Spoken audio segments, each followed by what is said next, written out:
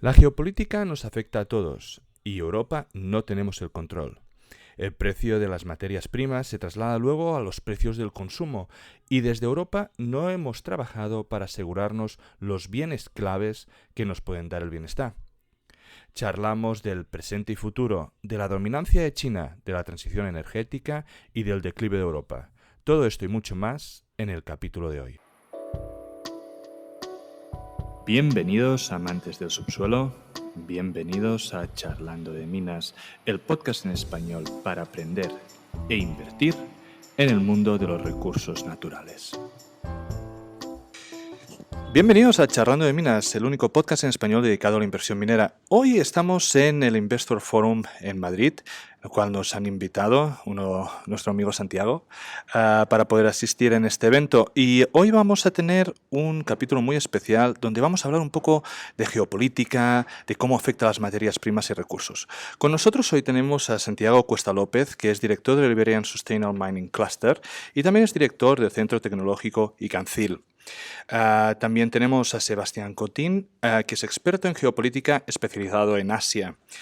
Con ellos lo que queremos hablar es de la dependencia que tenemos sobre las materias primas y que al final la Unión Europea está completamente dependiente de los países alrededores. Lo hemos visto en Rusia con el gas, lo estamos viendo en China con todo lo que son, por ejemplo, con el cobre, ¿no?, que es el máximo exponencial. Entonces queremos ver cómo está afectando toda la geopolítica actual y cómo nos puede afectar esto en el tema de materias primas, siempre evidentemente teniendo en cuenta que lo que queremos ver al final es potenciales inversiones en materias, ¿no? Así que sin más, voy a dar palabra, por ejemplo, a Santiago. ¿Cómo estás, Santiago? ¿Qué tal, Amadeu? Bueno, lo primero de todo, muchas gracias por invitarnos a tu podcast, un placer. Un placer también tenerte aquí en Madrid, en el foro de inversiones que hemos organizado en el marco de los proyectos internacionales y proyectos europeos. Y como comentabas, bueno, pues a nivel mundial y en particular a nivel de la Unión Europea, tenemos un grave problema de suministro de materias primas y materias estratégicas, ¿no? El principal problema surge de la dependencia tecnológica de ciertos tipos de materias minerales. Nuestra sociedad también está evolucionando y está generando una gran dependencia de una serie de tecnologías que sirven para nuestro bienestar. Algunas son estratégicas para pelear contra el cambio climático, para generar nuevas fuentes de energía, y otras son necesarias para nuestro bienestar social.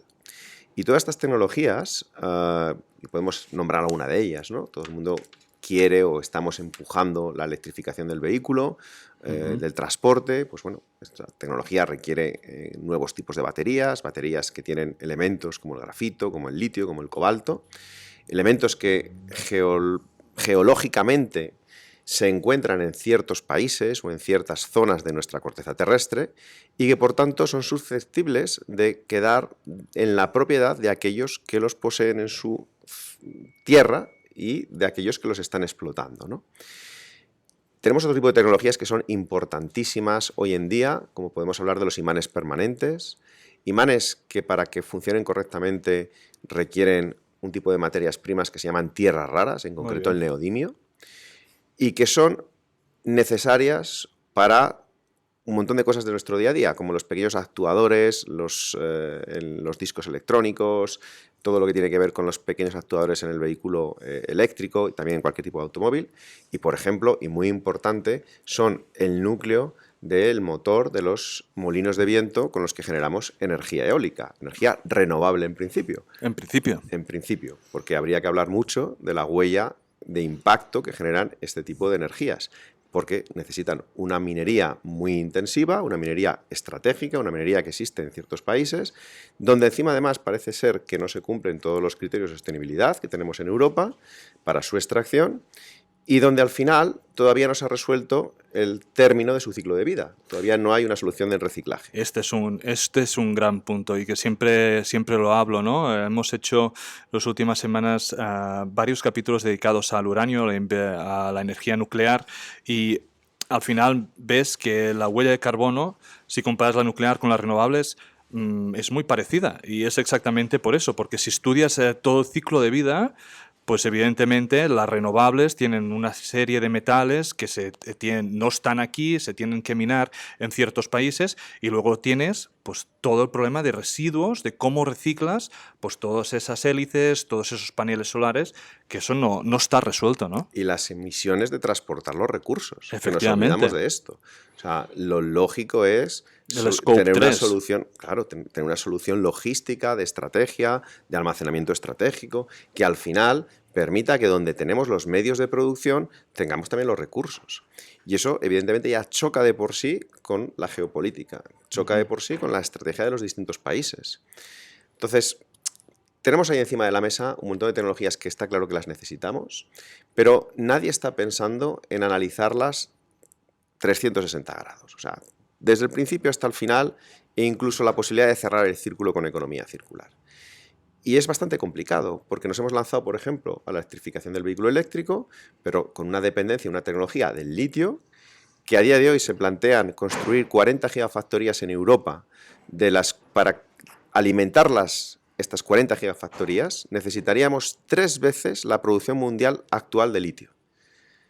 Eso supone movilizar muchísima más minería con el consiguiente impacto medioambiental. Transportar el litio a Europa con el siguiente número de emisiones o incremento de emisiones.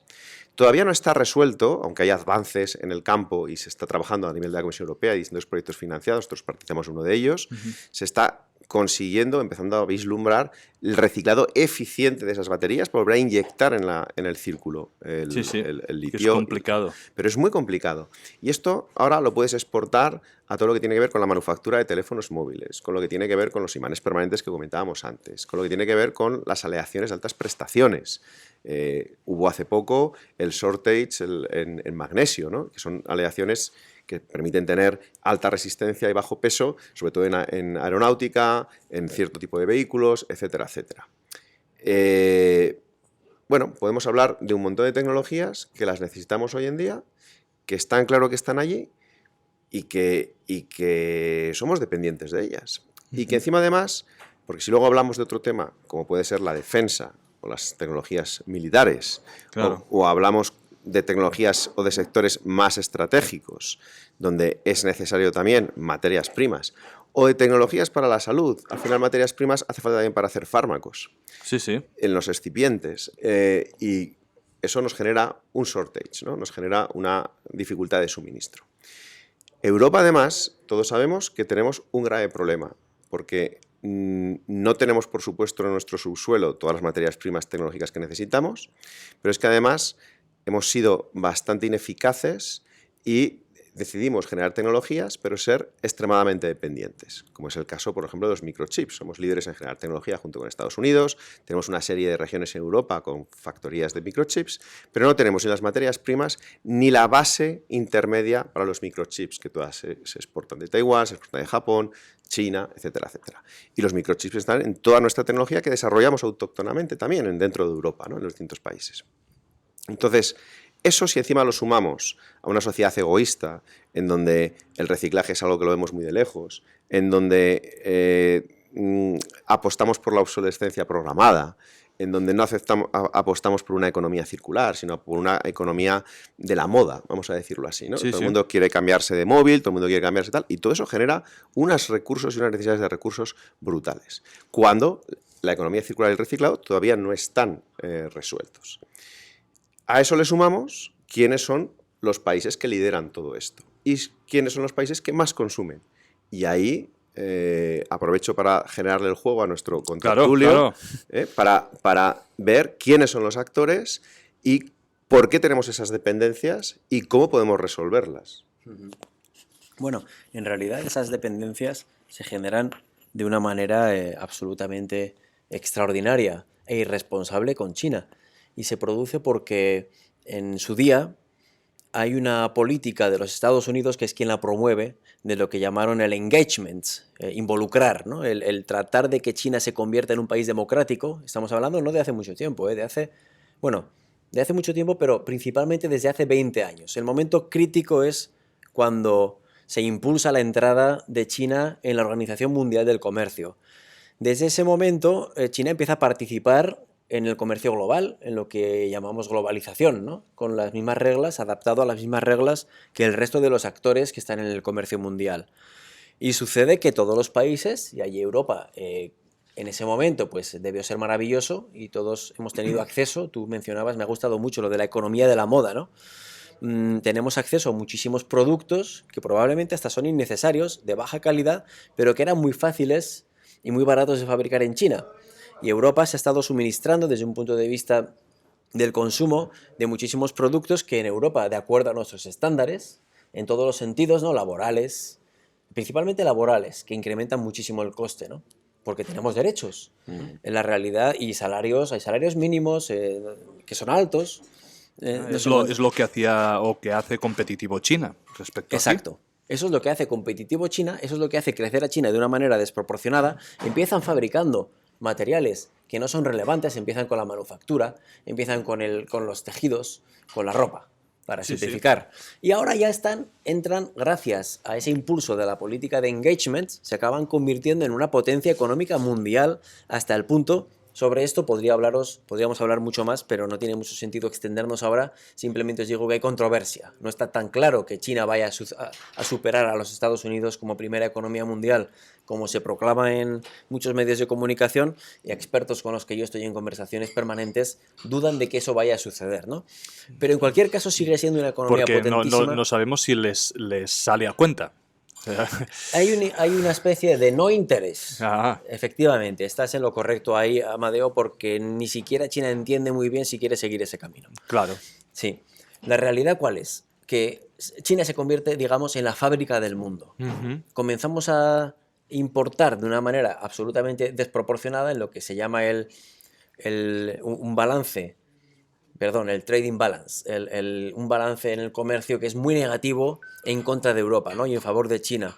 Y eso genera problemas de competitividad. Nuestras empresas hay muchísimas tensiones que se van, por desgracia, es como una especie de círculo vicioso, ¿no? En donde todo acaba perjudicando a Europa. En este caso menciono Europa porque es un ejemplo quizá que en este caso una organización supranacional que acaba pagando los problemas de políticas que se impulsan desde Occidente, ¿no? En especial de los Estados Unidos. Pero ¿por qué ha pasado en Europa y no en Estados Unidos? Si representa que todos son Occidente, si representa que las políticas deberían ser parecidas, pero en cambio ha afectado mucho más a Europa. Por la dependencia.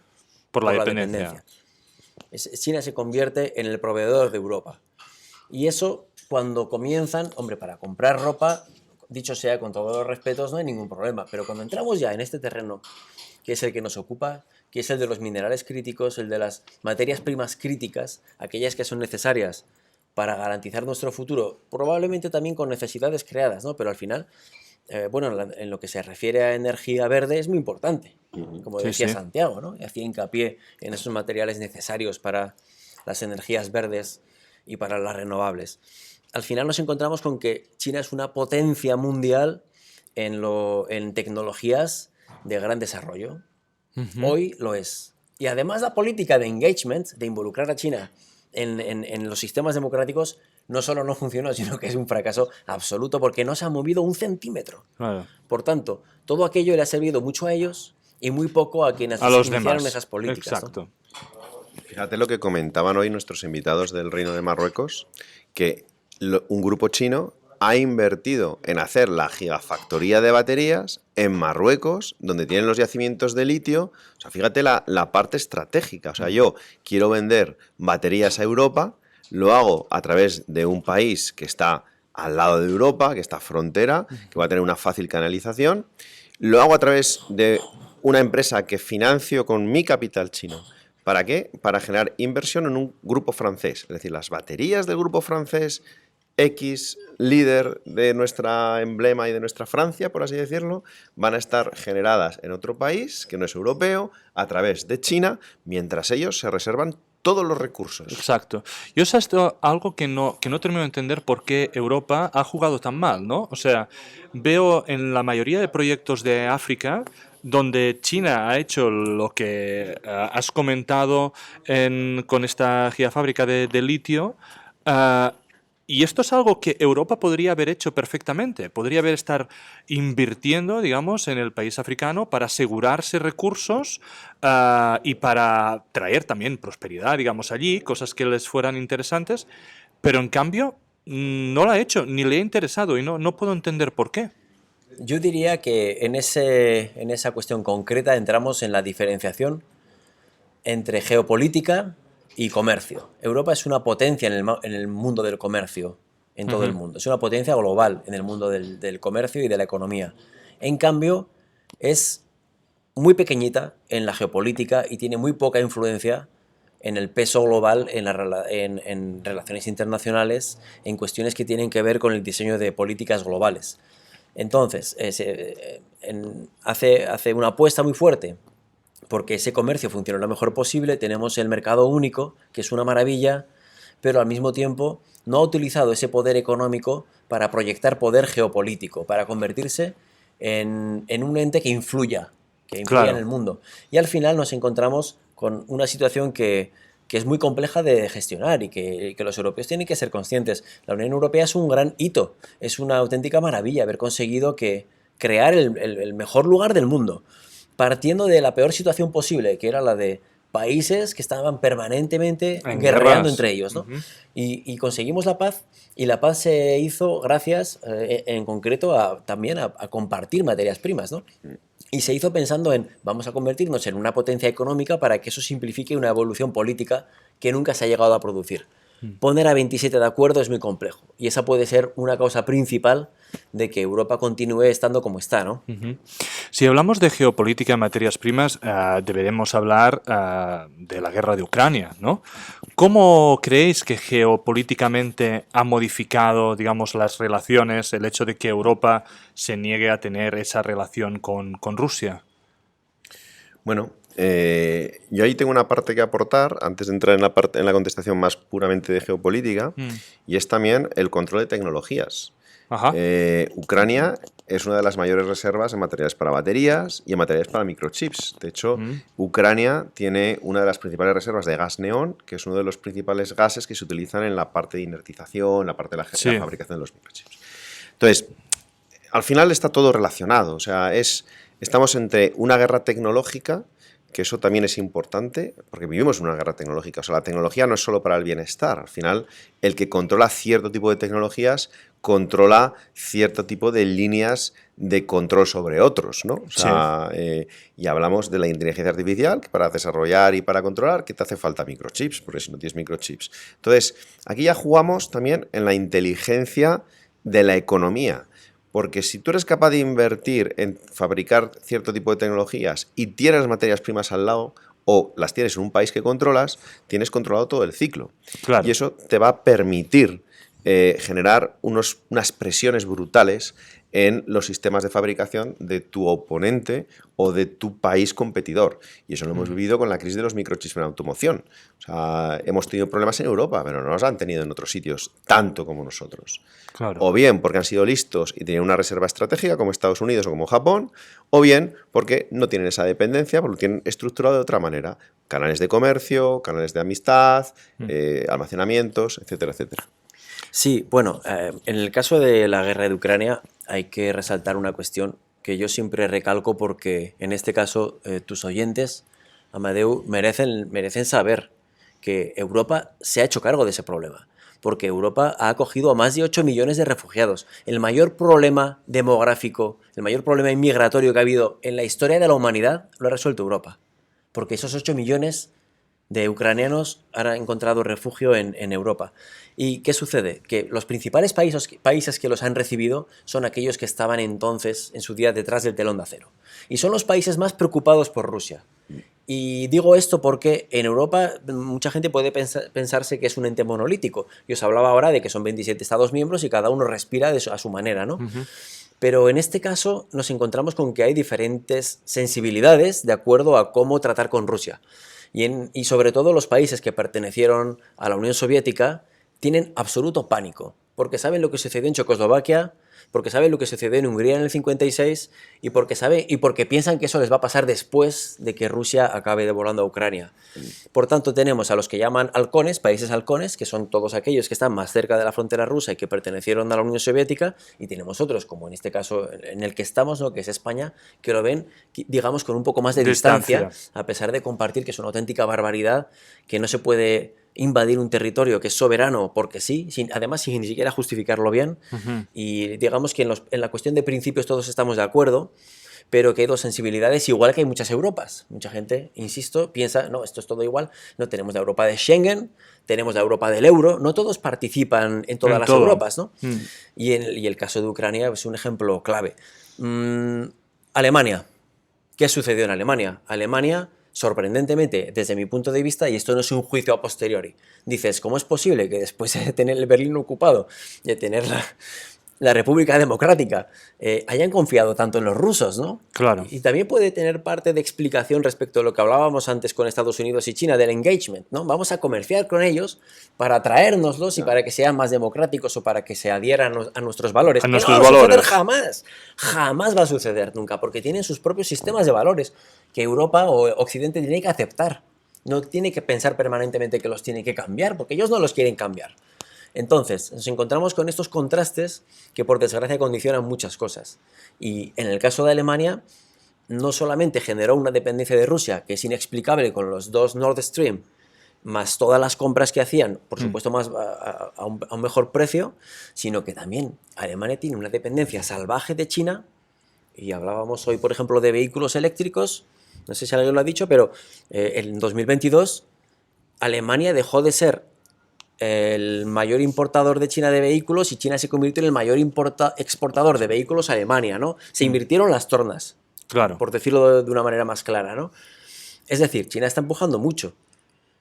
Porque tiene los recursos para hacerlo. Sí, y tiene lo que llaman el Strategic Partnership, una asociación estratégica privilegiada con Rusia. Todo este juego geopolítico es muy arriesgado para Europa. ¿Creéis que de alguna forma el hecho de la guerra de Ucrania, ¿no? Y de bloquear, digamos, este eje europeo, ¿no? Va a virar el eje comercial más importante, digamos, en todo lo que es Euroasia, todo lo que es Rusia, China? Todo el negocio, digamos, y comercio va a tirar a esa parte, haciéndolo mucho más importante de lo que es actualmente? Bueno, allí nos encontramos, ahora estamos diseñando en Europa el llamado el 11 paquete de sanciones, ¿no?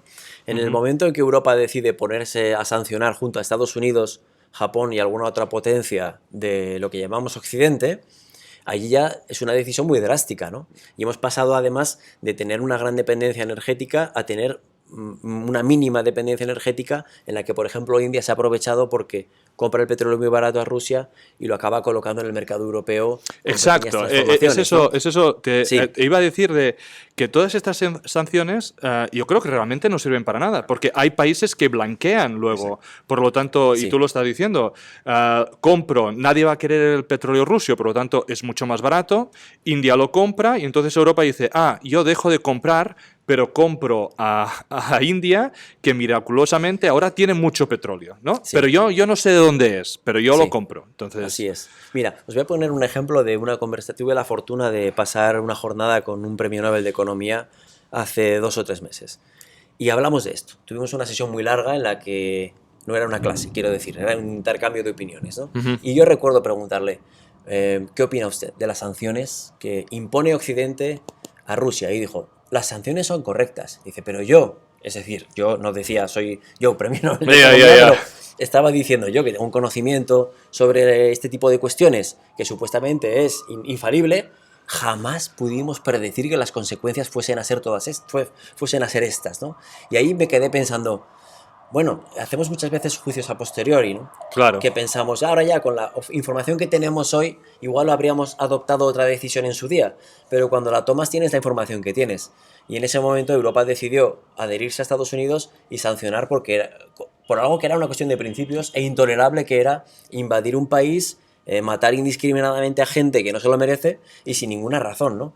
Sin más. Las consecuencias, pues evidentemente, han sido muy negativas para Europa también, ¿no? E incluso sabéis bien como en el campo de las materias primas Estados Unidos se ha aprovechado y ha vendido el gas hasta 4 veces su precio, ¿no? Exacto. Se han producido circunstancias paradójicas que dices, ¿por qué nuestros líderes en Europa no las pelean más, no las pelean mejor?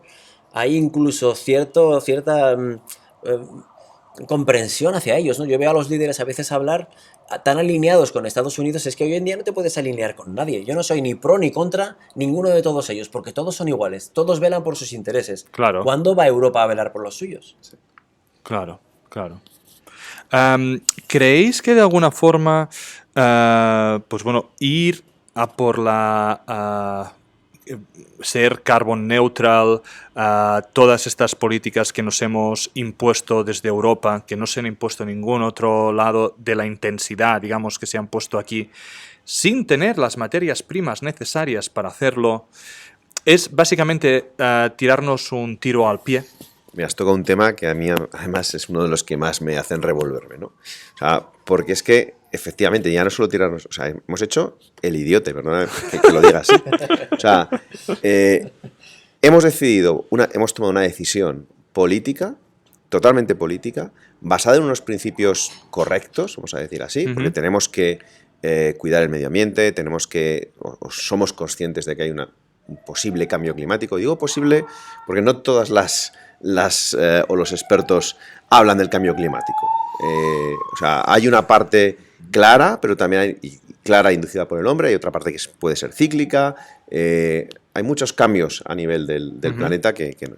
Bien, si nos fijamos simplemente en las decisiones que hemos tomado en cuestión de tecnología, y yo he estado en alguna reunión de asesoramiento a alto nivel y con pelea en este aspecto, hemos decidido hacer una carrera por la electrificación brutal sin tener o decidiendo abandonar la energía nuclear, decidiendo confiar en unas energías renovables débiles, porque son débiles. O sea, y discontinuas. Y discontinuas. La energía solar fotovoltaica ha empezado a ser potente hace 2 o 3 años, pero no tenemos todavía resuelto el reciclado.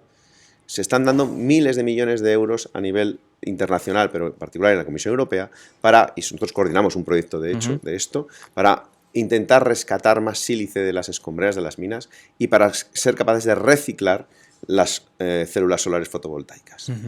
Tiene una gran dependencia también de materiales estratégicos, y de hecho yo también cotutelo una investigación de alto nivel, Marie Curie, para intentar descubrir nuevos materiales que tengan mejor rendimiento fotovoltaico sin utilizar materias primas críticas. Bueno, pues hemos decidido hacerlo rápido, hemos decidido hacerlo políticamente de una manera populista. Mal, pero no porque el razonamiento que subyace es correcto, pero la velocidad no es la correcta. Yo por ejemplo, porque hoy aquí, bueno, los oyentes hemos tenido una comisaria de la Unión Europea donde nos ha explicado pues, el marco, ¿no?, de las materias primas y metales críticos. Y yo estaba pensando, ¿cómo puede ser que esto llegue a posteriori de todas las políticas de electrificación, ¿no? O sea, estamos construyendo al revés. Al revés. Esto debería ser lo primero, entonces aseguramos todo eso para poder llegar a lo otro. Pero, claro. por favor, déjame además que te apunte una cosa. Totalmente correcto lo que acabas de decir. O sea, teníamos que primero reflexionar a dónde queremos ir. Tenemos los mecanismos para ir. Exacto. Pero lo más importante, ¿cuáles son los pasos? Yo que soy físico, tú eres químico, cuando nos enseñaban cualquier problema en ciencia, que te dicen, bueno, si no sabes llegar de A a D, búscate una B, búscate una C. Nosotros no hemos buscado ni la C, ni la D, ni la B. No. Hemos decidido dar un salto, forzar a la gente, y esto fue mi discusión, que yo en cierto foro les dije, ¿ustedes se dan cuenta de que quieren forzar a que la gente se compre un vehículo eléctrico que están en unos costes en torno a los 30.000 euros en los próximos 4 años? Y no todo el mundo tiene la suerte de tener los sueldos que tenemos nosotros para podernos cambiar el vehículo cuando nos dé la gana y comprarnos el vehículo que nos dé la gana. Pero es que yo diría más. El problema para mí del coche eléctrico ya no es el precio, que es otro. Es por una razón social, ¿eh? Sí, pero ahora voy con las tecnológicas. Pero somos un país de pisos. Claro. Que no todo el mundo tiene parking. ¿Dónde vas a recargarlo? Y de montañas, y de zonas despobladas, que yo, Entonces... mitad de mi corazón es de Teruel. Entonces, zona despoblada, ¿qué narices vas a ir con un vehículo eléctrico? El otro día estuve enseñando varias industrias y paseando por mi tierra y, oye, ¿quién se hace todo el paseo alrededor de toda la provincia de Teruel con un vehículo eléctrico? No hay nada. De hecho, tienes ya dificultades para encontrar una gasolinera a veces. Entonces, ¿qué pretendemos hacer? ¿En 5 años todo esto? No, habrá que hacer los pasos A B, a C, a D. Pero tecnológicamente resulta que nos hemos olvidado y hemos destrozado las previsiones de las automovilísticas, o sea, de las compañías de automoción. Eso conlleva un impuesto en empleados, eso conlleva un impuesto en reducción económica. Y estamos hablando de automoción y del vehículo eléctrico, parece que nos cebamos en eso, pero no, también hablamos de fuentes de energía, también hablamos de otras cadenas de valor, hablamos en los aceros, o sea, hay una serie de cadenas de valor en las que hemos decidido saltar de tecnología, forzar a poner imposiciones, mientras que otros países no lo están haciendo. Y la molécula de CO2 es la misma que emitimos en España que la que emiten en China, en Marruecos, en Turquía, en todos. Y eso es lo que genera las emisiones y eso es lo que nos genera el problema global. Entonces, a lo mejor tenemos que ser capaces de decir, no señores, vamos a centrarnos en ver qué tecnologías tenemos disponibles, ver hasta dónde queremos ir e empezar a fomentar la aplicación de esas tecnologías.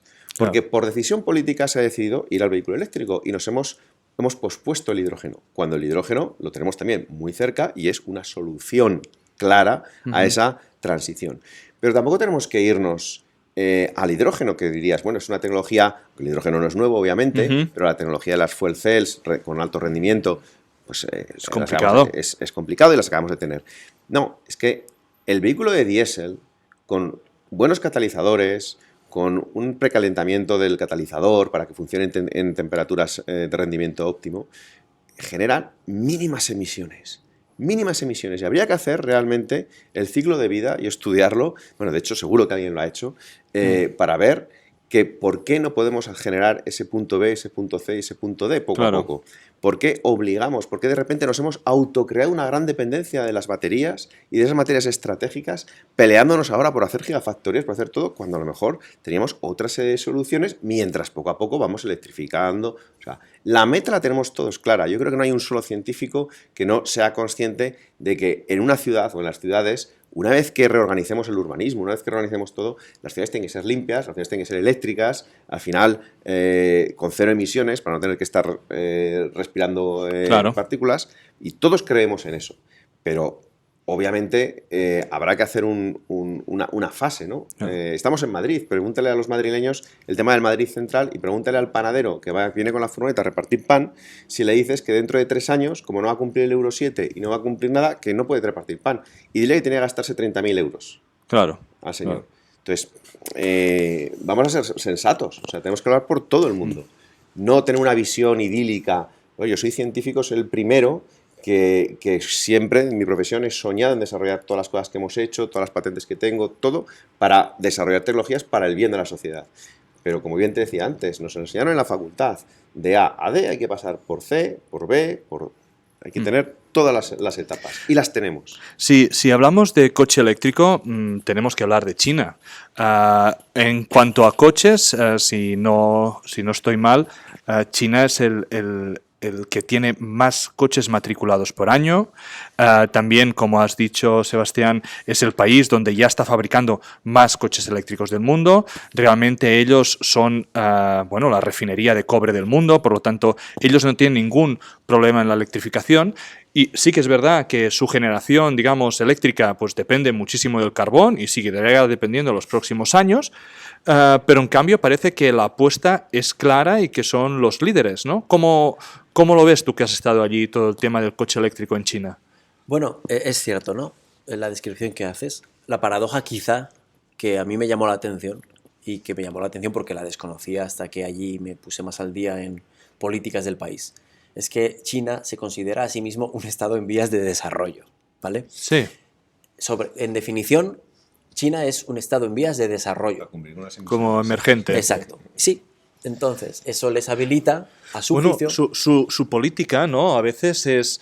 Vale, yo tengo que intentar cumplir todo esto, está claro, pero si vemos históricamente, y hacemos el cómputo, digamos, acumulado, evidentemente Estados Unidos ha contaminado mucho más de lo que he contaminado yo, por mucho que Sí. yo ahora nominalmente lo esté haciendo más, así que como mínimo, hasta que no iguale Estados Unidos, tengo que tener cancha ancha. Sí, eso es en general el sur global el que pone en ejecución esta teoría de la compensación, si la podemos llamar así, ¿no? Oiga, ustedes ya tuvieron la revolución industrial y ya nos llenaron todo de humo y de partículas en su día, ¿no? Por tanto, ahora nosotros tenemos el derecho de crecer como lo hicieron ustedes en su día, es nuestro momento y nos parece fenomenal que ustedes sean muy limpios, pero nosotros tenemos que crecer y sacar adelante nuestros países. Esa, digamos, es la teoría central que Claro. sustenta este enfoque, ¿no? Y al final, al mismo tiempo, nos encontramos con que la apuesta por el vehículo eléctrico, no solo en coches, sino también en motos. Hay muchísima fabricación de motos cada año en China, que yo la primera vez que estuve me asusté porque no se oyen, ya sabéis que son Claro, silenciosas, claro. y cada 2x3 estaban a punto de atropellarme. Y tengo ese recuerdo. Tengo otro recuerdo, creo que fue en 2013, cuando estuve la primera vez, de mirar al cielo y durante varios días y No ver la luz. no ver el cielo azul jamás, era todo gris. Al mismo tiempo es la primera vez en mi vida que usé mascarilla antes del COVID, nunca la había usado antes la mascarilla, era irrespirable el ambiente, pero todo eso lo han ido cambiando. Ahora bien, ellos tienen el compromiso de ser neutrales en carbono en 2060. 60. Por tanto, ellos no lo están escondiendo, ¿eh? Es una declaración, es una política pública. ¿Qué hacemos el resto pontificando o dándoles lecciones de cómo tienen que hacer las cosas? Ellos han dicho que hasta 2060 no van a cambiar. En 2030 van a alcanzar el pico. Y a partir de ahí empezarán a bajar hasta que en 2060 sean neutrales en carbono. Y te voy a explicar por qué es, además, porque China, fijaros lo inteligente que han sido hablando del tema de la electrificación. Ellos se están convirtiendo en líderes de vehículo eléctrico y de baterías y todo. ¿Para qué? Para vendérnoslos a Occidente, que somos los que estamos locos por hacer la electrificación. Ellos van a su paso. Y de momento, porque si dijeras, no, hago vehículos eléctricos, pero mi generación de energía es de carbón, es absurdo. O sea, es absurdo. O sea, estoy generando... O sea, es absurdo todo lo que estoy haciendo. Pero que esto es otro de las absurdeces generales. Pero ojo que hay un objetivo detrás. El objetivo es, de momento se lo vendo a Occidente. Mientras me voy generando yo la tecnología. Tiro de las centrales de carbón mientras construyo nucleares. Porque China está construyendo 50 plantas nucleares. Se está generando el ser el líder en los reactores modulares, junto con Rusia, junto con Estados Unidos, por supuesto. Pero aquí todos estamos, no, cuando hay soluciones, reactores modulares, reactores, microreactores. El último capítulo hemos hablado justamente con una chica que básicamente de SMR, de reactores modulares, y realmente es que es el futuro. Y no se puede entender cómo Alemania ha decidido apagar todas las nucleares y si hace falta, pues tiramos de carbón. Claro. Ya la han vuelto a enchufar. Claro.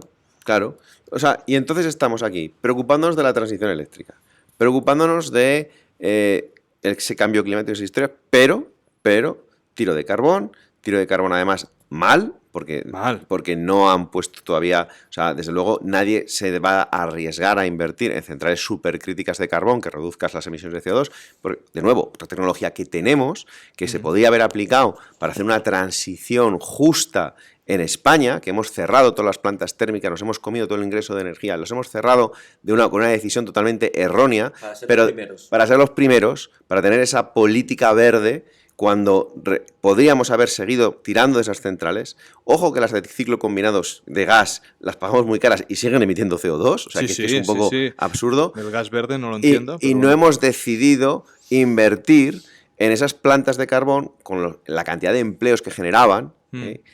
No hemos decidido invertir en ellas cuando hay tecnologías de generación supercrítica, de filtros, etcétera, que nos podrían haber hecho una transición más justa. Más justa me refiero porque al final se ha despedido gente. Yo que ahora mismo trabajo en las cuencas mineras en Castilla y León, bueno, estamos hablando de miles de empleos que se han perdido por unas consecuencia de decisiones erróneas porque han sido tomadas demasiado rápidas. No erróneas en el concepto, repito, no erróneas en el objetivo final.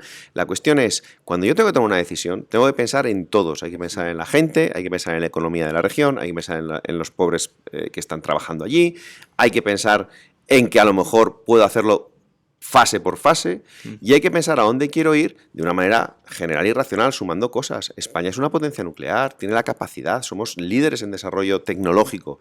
¿Y qué estamos haciendo? Venderlo afuera, dándolo afuera, regalándolo afuera. Nuestras mejores consultoras nucleares están fuera, están en Reino Unido, en Francia, en Estados Unidos, ya no hacen nada aquí, alguna queda por aquí, o sea, que son de aquí, pero y aquí ya no tienen negocio. O sea, no quiero dar nombres, no quiero dar, pero al final esto es así. Entonces, China se lo organizó perfectamente. Tiene su transición para 2060, que es cuando va a estar a full a un rendimiento completo de todos sus reactores nucleares. Nos ha pasado en la fusión. Sus Tomahawk ya son más efectivos que nuestro proyecto ITER, que lo llevamos desarrollando los últimos 30 años. Y ya son más efectivos que nosotros. Es que es más, muy en relación a lo que dices, ¿no?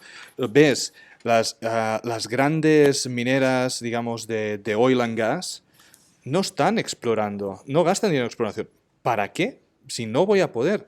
No hay descubrimientos de yacimientos. Y, bueno, no sé qué opinión tenéis, pero yo veo muy complicado realmente en 10 años, como aquel que dice, no consumir nada de oil and gas. Es que va a ser imposible.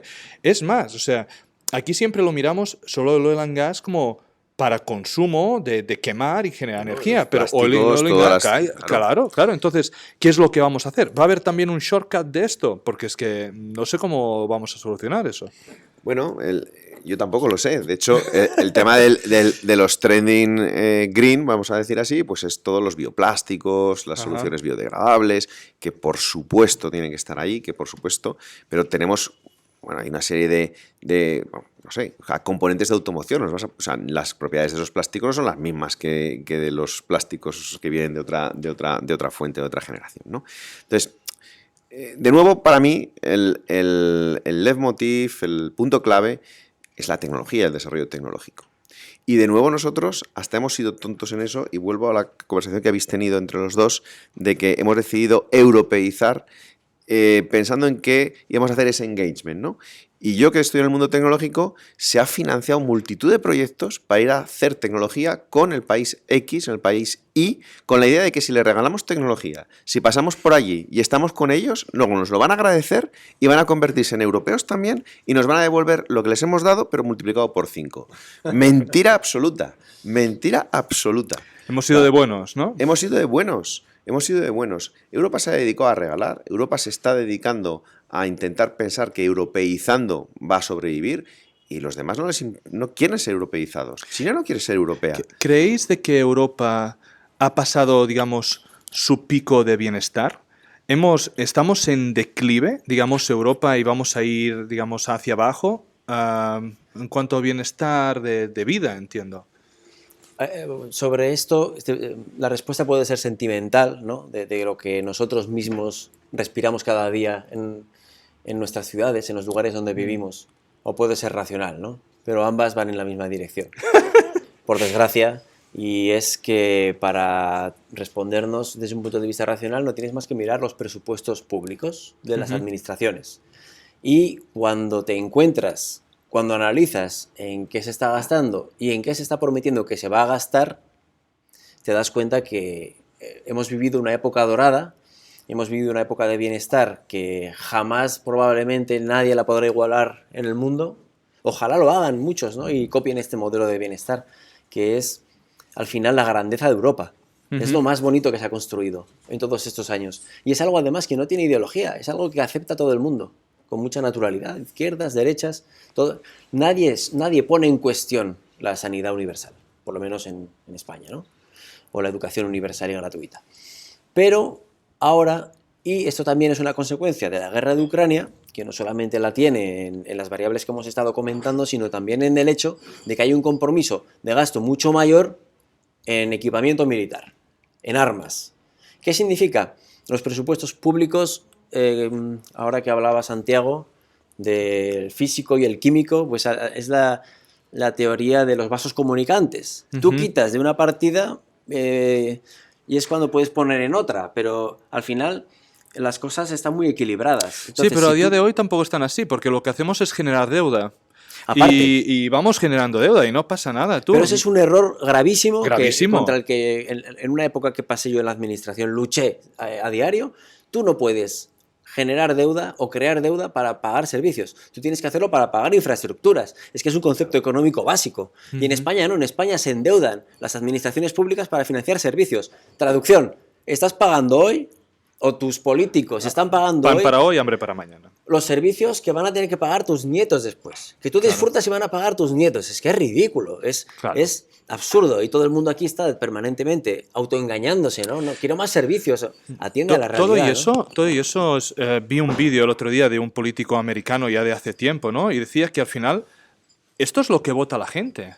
La gente lo que vota es: yo quiero que no me subes los impuestos, pero quiero que me des más servicios. Y la única forma que tienen de hacerlo es generando deudas, porque el ciudadano no acepta los recortes.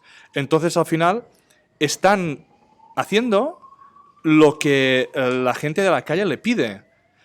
Que la otra pregunta es si el político tiene la responsabilidad de decir, pues eso no se puede hacer. Porque al Ojalá. final es el rol del político, ¿no? Ojalá lo hiciesen. Efectivamente, estoy completamente de acuerdo con lo que acabas de decir, porque la realidad es que si tú tienes unos recursos limitados, no puedes estar permanentemente prometiendo cosas que no vas a poder cumplir, ¿no? Y esto sucede muy habitualmente en todos los campos de la política. Es así, es una realidad, por desgracia. Todas estas tensiones geopolíticas que yo lo que veo es que bueno, no van a terminar, ¿no? Eso sigue evolucionando.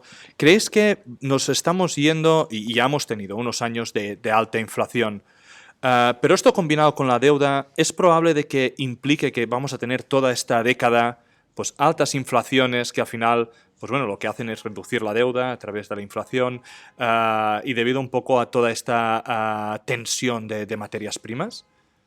Sí, es un escenario que, por desgracia, no tiene mala evolución. Los problemas, este tipo de cuestiones no se resuelven permanentemente haciendo ejercicios de populismo, ¿no? De lo que decías ahora mismo, ¿no? Me piden, pues yo les doy. No, tú tienes que responder a los anhelos de los ciudadanos, por supuesto que sí. Pero si eres un servidor público, también tienes que decirles, este es el límite, señores, y ustedes también deciden, ¿no? ¿Qué quieren?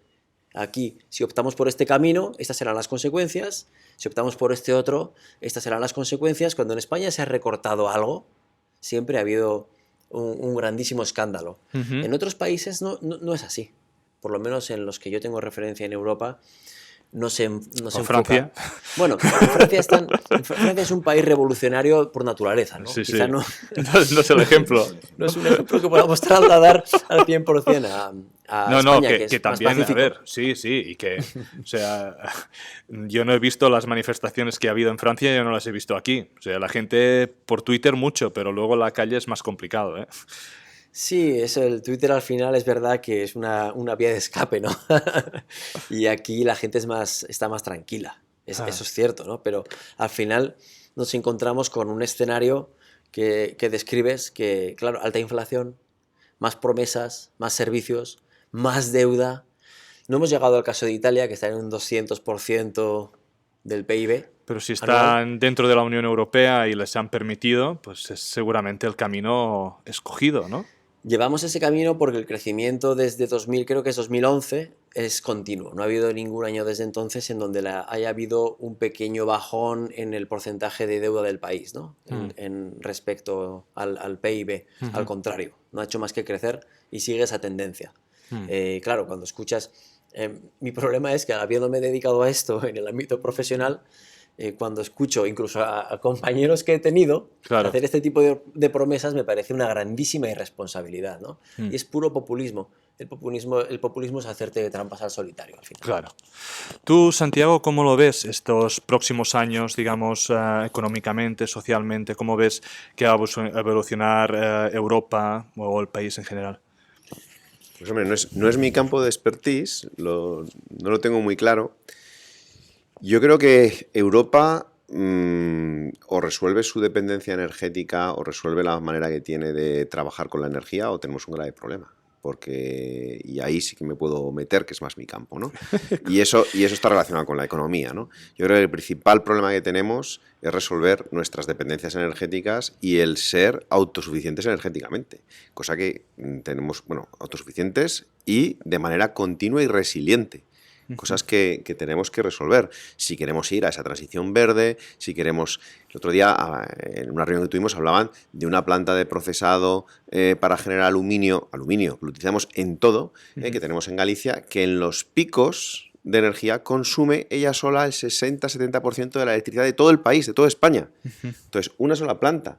En sus picos de energía, cuando necesitan, entonces, claro, tienen que ver cuando producen ese pico, cuando tal. O sea, todo esto genera una complicación. ¿Y eso por qué es? Bueno, pues porque tenemos un sistema energético débil, extremadamente dependiente de unas energías renovables discontinuas, que tenemos que todavía renovar más, porque encima son antiguas, porque pues lo mismo, lo hicimos, vamos a hacer la transición a renovables porque era políticamente correcto, vamos a hacerlas cuando todavía no eran tan eficientes como son ahora. O sea, es que vamos evolucionando, entonces ahora hay que renovar las renovables, pensar en que no teníamos que haber abandonado la energía nuclear, pensar que teníamos que haber hecho una transición a la energía nuclear smart, que ya la tenemos la tenemos hace años, pero no nos hemos preocupado de adquirirla.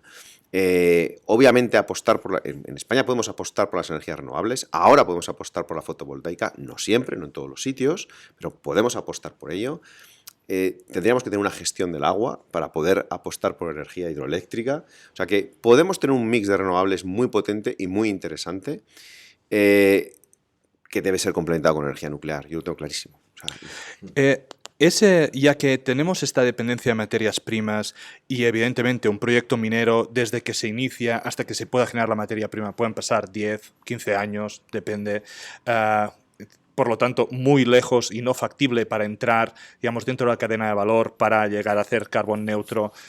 ¿Es el reciclaje de las materias primas la clave para poder acceder a este material y minimizar la dependencia, digamos, de otras potencias? bueno, yo creo que efectivamente, o sea, al final el almacenaje y el tener un control sobre los recursos es lo que te minimiza la dependencia, porque te minimiza también la dependencia tecnológica. O sea, cuanto más autosuficiente eres, sobre todo cuando tenemos un grado de desarrollo tecnológico elevado y una generación de conocimiento muy elevada, como somos en el caso de los países europeos, y en concreto en España, ¿no? España, aquí donde nos ves, tecnológicamente somos líderes de muchas cosas y a nivel de universidad y a nivel de desarrollo somos líderes en muchas cosas. Tenemos todavía que mejorar mucho el sistema universitario. Seguro. Y de talento y todo. Sí. Pero, porque ahí podíamos hablar, bueno, mil historias. Largo y tendido. Pero sí que es eso para otro podcast, ¿no? Que nos desahoguemos. Pero sí que es cierto que no podemos quitar que tenemos grandes mentes, que tenemos grandes empresas que desarrollan tecnología. Pero el problema que tienen es que están... y lo hablábamos, o sea, grandes empresas que están parando la producción. ¿Por qué? Por el precio de los costes de energía. Empresas que se han ido de España por la fluctuación de los costes de los precios de energía. O sea, volvemos otra vez a la energía. Volvemos otra vez a esa generación. Volvemos otra vez a la dependencia de las materias primas. Si no las tenemos aquí, las tenemos que traer de aquí y de allá. Y al final me suben el precio de los combustibles. Y resulta que no tengo una logística adecuada en el país. Pues entonces, obviamente, todo ese desarrollo de tecnología y esa manufactura de tecnología se hace. A mí me salen lágrimas cuando tenemos tecnología en España para hacer carburos de tungsteno silicio suficientemente buenos para todas las herramientas de corte, para toda esa tecnología, y no hacemos nada aquí. Sin embargo, tenemos el 10% de las reservas mundiales de tungsteno. Entonces, tenemos el tungsteno y somos tan bobos que tal cual el tungsteno lo vendemos a Australia, o lo vendemos sobre todo a Australia. ¿Para qué? Para que allí, ahí sí, ahí manufacturan. Entonces, ¿qué lógica tenemos? O sea, de donde sale el material, lo enviamos a la otra punta del mundo para que luego nos venga aquí, porque aquí también en el País Vasco y en Burgos, en Castilla y León, tenemos las principales empresas de manufactura y de bienes de equipo, máquina herramienta. O sea, que somos líderes en máquina herramienta, en manufactura y en bienes de equipo, que tienen que comprar todo esto a Australia cuando la materia prima de origen viene de España. Pues estas son las cosas que la globalización... Yo, como físico, esto no, o sea, en la optimización, cuando hacemos problemas de optimización, esto no lo entiendo. La globalización ha permitido todo eso y ahora estamos yendo a una racionalidad que eso ya no es lógico. Bueno, llevamos casi una horita hablando y creo que es hora de disculparos, pero antes de terminar os voy a pedir que dos preguntas que me las podéis responder muy rápido. Es, si vosotros tuvierais que invertir en un metal o en una materia prima, pensando en su evolución a nivel mundial para los próximos años, ¿cuál sería? Y la otra es, ¿cuál consideráis que es la materia prima más clave, digamos, para Europa? de estas dos? Bueno, la primera pregunta yo te la respondería diciendo que llamaría por teléfono a mi amigo Santiago Cuesta. ¿Qué manera de Porque pasar el balón? evidentemente no es mi campo y yo me fío al 100% y a ti, Amador. Yo. Nos hemos conocido y ha habido muy buena conexión, así que aprovecharé estas nuevas amistades para decidir cuando genera algunos Esa conexión ahorros de LinkedIn. dónde invierto en los próximos años, ¿no? Al final nos encontramos con que quizá la clave sea para invertir, con que algo que decía ahora Santiago, si Europa no tiene los materiales que necesita para producir su propio desarrollo, pues probablemente esos sean esos elementos, los que sean, que yo ahora mismo he escuchado hablar de muchos de ellos estos días, pero no sabría hacerte la lista. Cualquiera de ellos parece que tiene una importancia muy relevante, ¿no? Para ello. Pues vamos, Santiago, que te han pasado el balón. Me han pasado el balón. Bueno, pues esto es un poco hacer también mago, de brujo, ¿no? Y de mago. Evidentemente. Pero bueno, hay Cada uno es bullish en una cosa, entonces. Pero bueno, voy a darte dos respuestas, una dependiendo un poco de los feelings tecnológicos, hacia dónde van las tecnologías y sobre todo las tecnologías radicales, y la otra más dependiendo de dónde va pues nuestro consumo social y global, ¿no? Perfecto. Entonces, nuestro consumo social y global va a que vamos a necesitar hierro. Hierro lo necesitamos siempre. Hierro lo necesitamos para todo. Por lo tanto, yo diría que eso es un activo que cada vez se va a consumir más con el crecimiento de población. ¿Y hay problemas de suministro de hierro? Bueno, no hay unos grandes problemas de suministro de hierro porque tenemos una gran relación con Australia, que como bien además hemos comentado esta mañana, es el principal productor mundial del hierro, que supera en un montón. De hecho, Australia suministra a China. O sea, China tiene dependencia de hierro y China va a seguir creciendo. Y bueno, y todos, ¿no? Sí, sí. El segundo que apostaría es obviamente el cobre. O sea, está claro que tenemos que ir a la electrificación. Antes yo criticaba la electrificación, pero ojo que no critico la electrificación, critico la velocidad y el sinsentido que se está haciendo, apostando por una serie de tecnologías, apostando por una serie de acciones que se pueden hacer de otra manera, a otra velocidad, y que tenemos además tecnologías disponibles para hacerlos en esas etapas que hablábamos. Si me tuviera que mojar por una materia prima que hablásemos o que pudiera dar o ayudar a dar un salto tecnológico, me centraría por dos, ¿vale? Una es el níquel. Níquel, ¿por qué? Porque está en todas las superaleaciones que se están desarrollando a día de hoy para todos los temas, desde militares y defensa hasta aeronáutico. Y el segundo, porque es una de las apuestas para almacenamiento de energía, las baterías de baterías.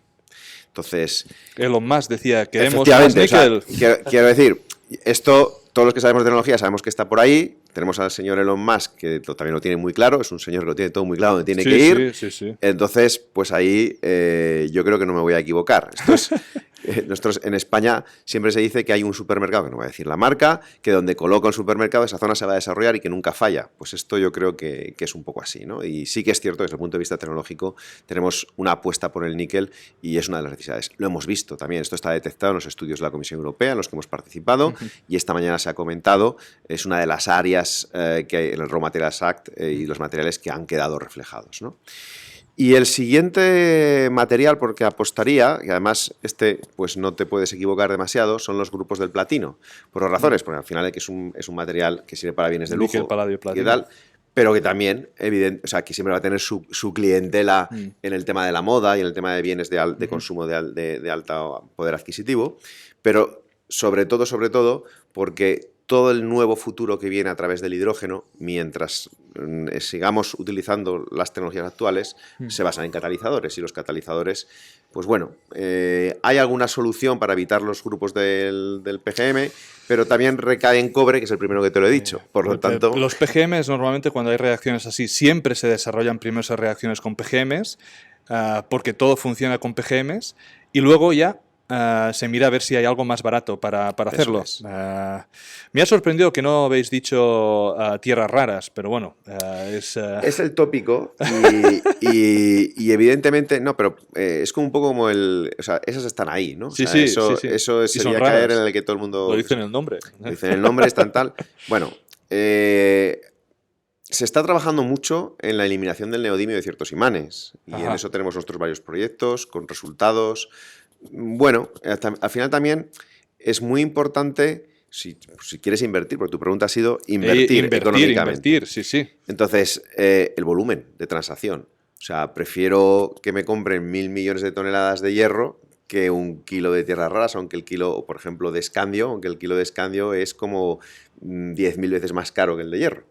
Entonces, entiendo la visión. A nivel de tecnología global, el níquel va a mover bastante y yo creo que ahí, yo el razonamiento que hay detrás de por qué el señor Elon Musk lo está haciendo, lo tengo claro. Pues muchísimas gracias, Santiago y Sebastián. Ha sido un placer poder charlar con vosotros. Ha sido muy entretenido y creo que muy didáctico para todos. Simplemente volver a agradecerlo. Muchas gracias, Muchas Amadeu. Gracias. Hemos disfrutado de esta conversación un buen rato. Sí, señor. Muchas gracias, Amadeu. Chao. Descargo de responsabilidad. Cualquier contenido que aparece en Charlando de Minas no es una recomendación de inversión. Amadeu Bonet y cualquier invitado no son asesores de inversión. Nosotros podemos tener algún interés en las compañías mencionadas en esta publicación. Asume que podemos tener sesgos y que no somos imparciales. Este podcast no deja de ser un relato personal de mi camino para aprender en el mundo de la inversión de las materias primas.